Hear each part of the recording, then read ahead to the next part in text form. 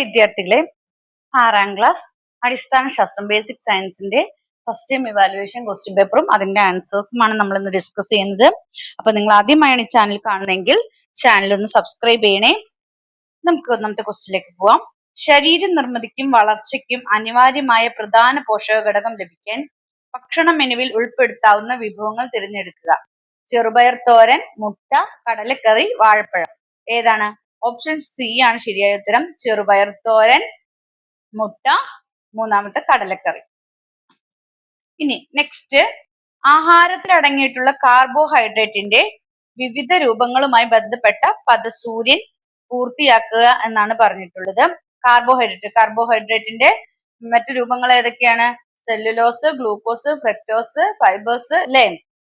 അപ്പോ നിങ്ങൾ സെല്ലുലോസ്, പഞ്ചസാര, അന്നജം, നാരുകൾ, ഗ്ലൂക്കോസ് ഏതെങ്കിലും രണ്ടെണ്ണം എഴുതുക. സി ക്വസ്റ്റ്യൻ, ഒരു വീട്ടിലേക്ക് ആവശ്യമായ ഭക്ഷ്യവസ്തുക്കളിൽ ചിലതാണ് ചുവടെ നൽകിയിരിക്കുന്നത്.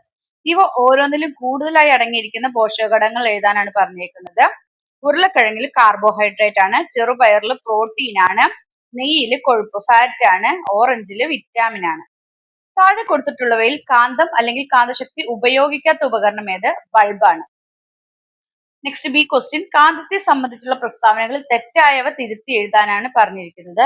പ്രകൃതിദത്തമായ ലോഡ്സ്റ്റോൺ താൽക്കാലിക കാന്തമാണ്. രണ്ടാമത്തത്, കാന്തിക മണ്ഡലത്തിൽ ഇരിക്കുന്ന കാന്തിക വസ്തുക്കൾക്ക് കാന്തിക സ്വഭാവം ഉണ്ടാകുന്നു. മൂന്നാമത്തത്, സ്ഥിരകാന്തങ്ങളുടെ കാന്തിക സ്വഭാവം കുറച്ചു കാലമേ നിലനിൽക്കുകയുള്ളൂ. ബാർ കാന്തത്തിന് 2 ധ്രുവങ്ങളുണ്ട്. ഇതിൽ തെറ്റ് എന്ന് പറയുന്നത് എയും സിയും ആണ്. ഇതെങ്ങനെയാണ് തിരുത്തി എഴുതുന്നത് നമുക്ക് നോക്കാം. എങ്ങനെയാണ് തിരുത്തി എഴുതുന്നത്? പ്രകൃതിദത്തമായ ലോഡ്സ്റ്റോൺ താൽക്കാലിക കാന്തമല്ല, സ്ഥിരകാന്തമാണ്. പെർമനന്റ് മാഗ്നറ്റ് ആണ്. ലോഡ്സ്റ്റോൺ പെർമനന്റ് മാഗ്നറ്റ് ആണ്. സി, സ്ഥിരകാന്തങ്ങളുടെ കാന്തിക സ്വഭാവം കുറച്ചു കാലമേ നിലനിൽക്കുകയുള്ളൂ എന്നാണ് പറയുന്നത്. ഇല്ല, പെർമനന്റ് മാഗ്നറ്റിന്റെ സ്വഭാവം എന്താണ്? എപ്പോഴും എന്തുണ്ടാവും? ദീർഘകാലം നിലനിൽക്കുന്നതാണ്. ശാസ്ത്ര കിറ്റിൽ എന്തെല്ലാം രീതിയിൽ ബാർകാന്തങ്ങൾ സൂക്ഷിക്കാം? സി ക്വസ്റ്റ്യൻ അതാണ്. എങ്ങനെയാണ്? അൺലൈക്ക് പോൾസ് എന്ന് പറഞ്ഞാൽ എന്താണ്? വിജാതീയ ധ്രുവങ്ങൾ ഒരേ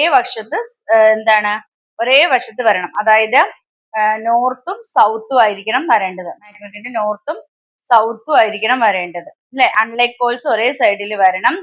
തടി, പ്ലാസ്റ്റിക് വസ്തുക്കൾ കാന്തങ്ങൾക്കിടയിൽ ക്രമീകരിക്കണം. ഇനി മൂന്നാമത്തെ ക്വസ്റ്റ്യൻ നോക്കാം. തന്നിട്ടുള്ള ചിത്രം ഏത് ജീവിയുടെ അസ്ഥികൂടമാണ്? വവ്വാലിന്റെ അസ്ഥികൂടമാണ്. ഈ ക്വസ്റ്റ്യൻ, ജീവികൾക്ക് അസ്ഥികൂടത്തിന്റെ ആവശ്യകത എഴുതിയ പട്ടിക പൂർത്തിയാക്കുക. 1, ശരീരത്തിന് ഉറപ്പ് നൽകുന്നു എന്ന് തന്നിട്ടുണ്ട്. പിന്നെ എന്താണ്? ഷേപ്പ്, ആകൃതി നൽകുന്നു. പിന്നെ പ്രൊട്ടക്ഷൻ ഓഫ് ഇന്റേണൽ ഓർഗൻസ്, എന്താണ്? നമ്മുടെ ആന്തരിക അവയവങ്ങൾക്ക് പ്രൊട്ടക്ഷൻ കൊടുക്കുന്നു അല്ലെ? സംരക്ഷണം കൊടുക്കുന്നു. സി ക്വസ്റ്റ്യൻ, സയൻസ് ലാബിൽ കണ്ട പക്ഷിയുടെ അസ്ഥികൂടത്തിന് ഭാരം വളരെ കുറവായിരിക്കും. എന്തായിരിക്കും കാരണം? പക്ഷിയുടെ അസ്ഥികൂടത്തിൽ എന്തുണ്ട്?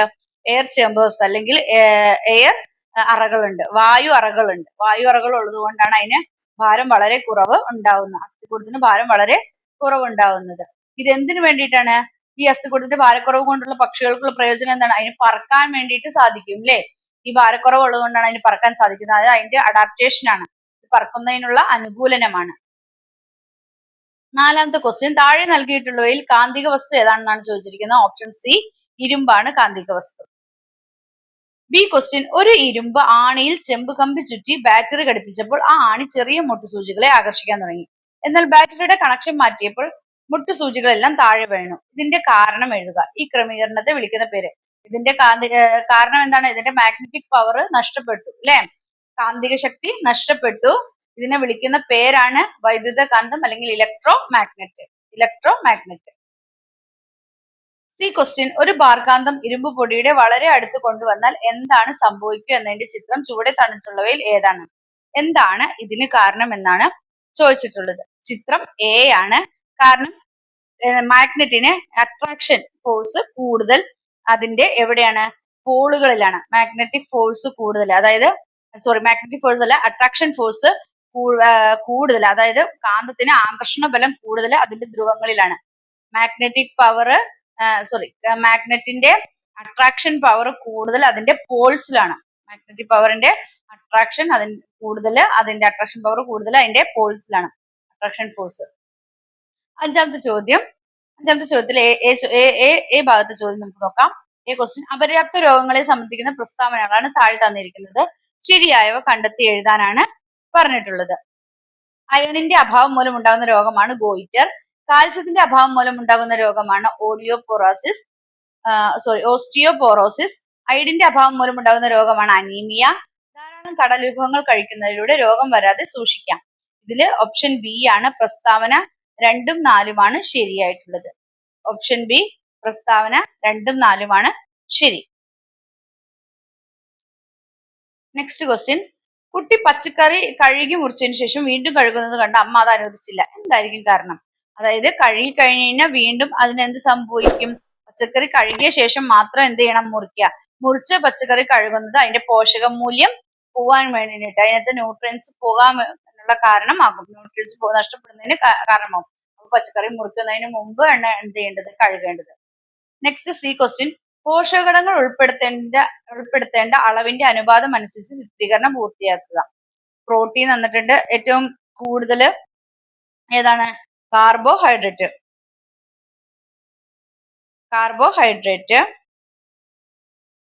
പ്രോട്ടീൻ. പിന്നെ ബിയിൽ എന്താണ് എഴുതേണ്ടത്? വിറ്റാമിനുകൾ.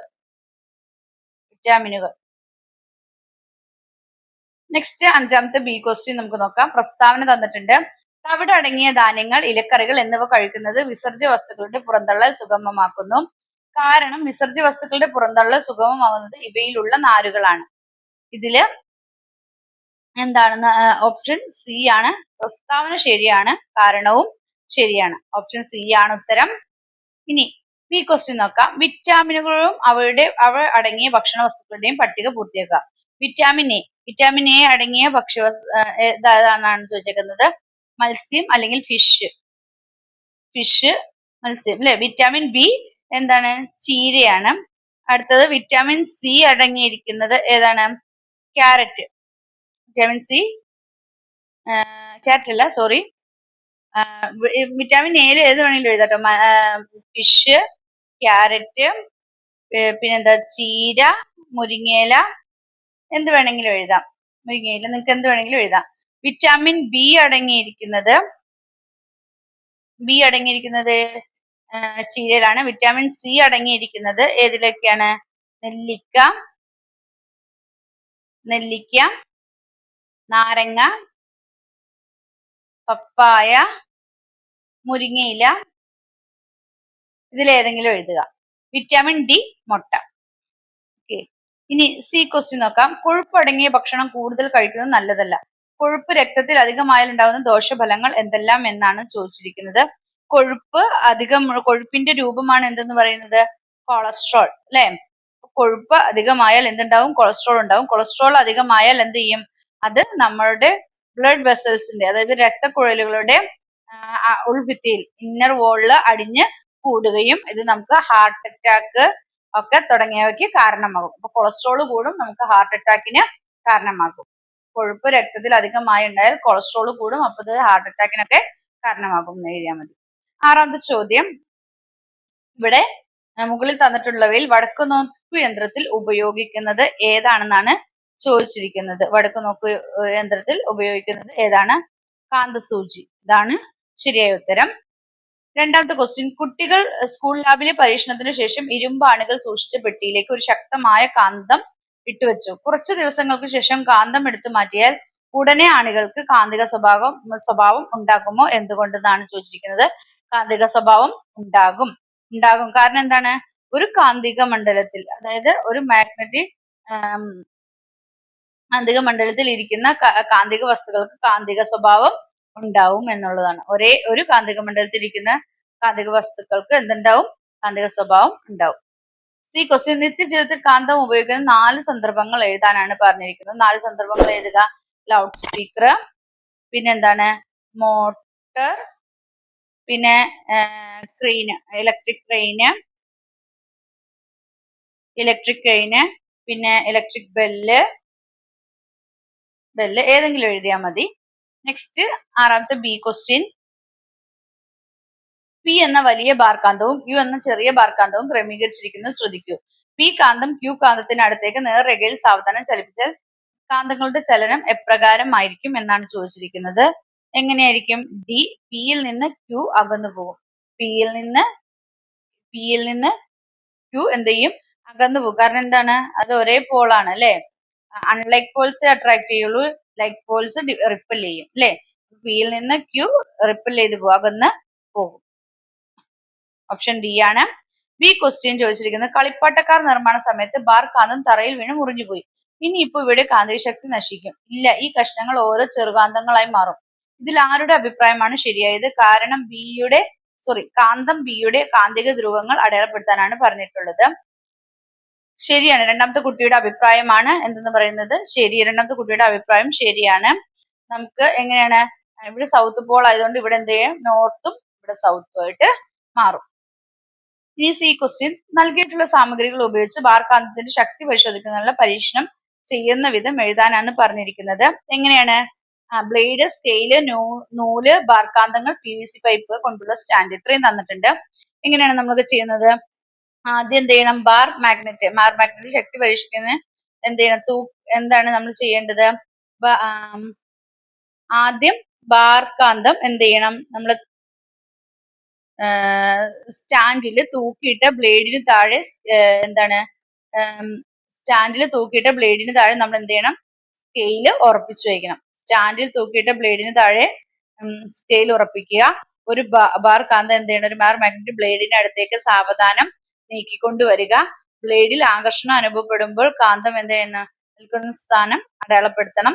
പിന്നെ വിവിധ കാന്തങ്ങൾ ഉപയോഗിച്ച് ഈ പരീക്ഷണം ആവർത്തിക്കുക. ഇങ്ങനെയാണ് പരീക്ഷണം എഴുതേണ്ടത്. അതെന്താണ്? നമ്മൾ സ്റ്റാൻഡില് PVC പൈപ്പ് കൊണ്ടുള്ള സ്റ്റാൻഡില് എന്ത് ചെയ്യണം? ഒരു തൂക്കിയിട്ട ബ്ലേഡിന് താഴേക്ക് സ്കെയിൽ ഉറപ്പിച്ചു വെക്കാം. ആ ഒരു ബാർ കാന്തം ബ്ലേഡിന് അടുത്തേക്ക് സാവധാനം നീക്കിക്കൊണ്ടുവരിക. ബ്ലേഡിൽ ആകർഷണം അനുഭവപ്പെടുമ്പോൾ കാന്തം നിൽക്കുന്ന സ്ഥാനം അടയാളപ്പെടുത്തുക.